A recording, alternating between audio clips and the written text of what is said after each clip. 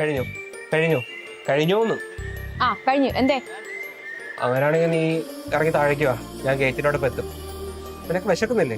നമുക്ക് എന്തെങ്കിലും കഴിക്കാൻ പോവാം. ആ വരാം. എന്നാ വേഗം റെഡിയാവ്, താമസം എന്താ? ഒന്ന് വെയിറ്റ് ചെയ്യാൻ ലിപ്സ്റ്റിക് ഇട്ടിട്ട് വരാം. വേഗട്ടെ വേഗട്ടെ.